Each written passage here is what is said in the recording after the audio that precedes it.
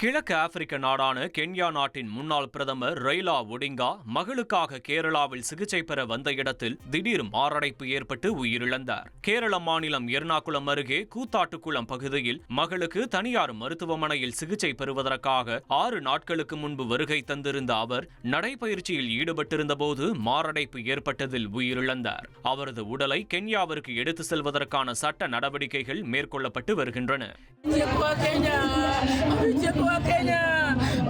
Kila wakati ambapo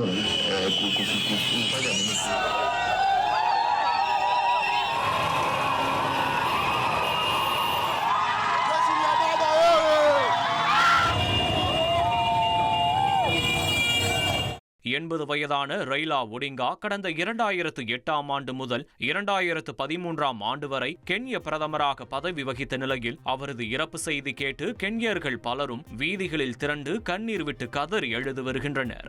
Baba என்று மக்களால் அன்புடன் அழைக்கப்படும் ஒடிங்கா கென்ய மக்களின் உரிமைக்காக குரல் கொடுத்து நீண்ட நாள் சிறை தண்டனை அனுபவித்தவரும் கூட.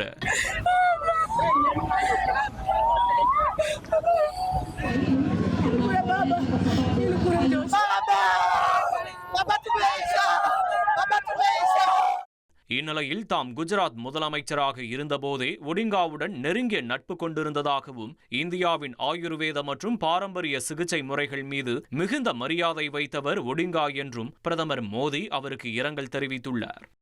1,23,00,000 மனங்களை வென்ற தந்தி டிவி யூடியூப் சேனல். தவிர்க்க முடியாத தம்ப்நெயில்ஸ், கலக்கலான கான்டென்ட்ஸ். நீங்களும் இந்த குடும்பத்தில் இணைய இப்பவே சப்ஸ்கிரைப் பண்ணுங்க. அசுரபலம் கொண்ட எங்கள் டிஜிட்டல் கரங்களில் உங்கள் விளம்பரங்களை சேர்க்க வாட்ஸ்அப் பண்ணுங்க. 8939888838. Email advttv@dttv.in.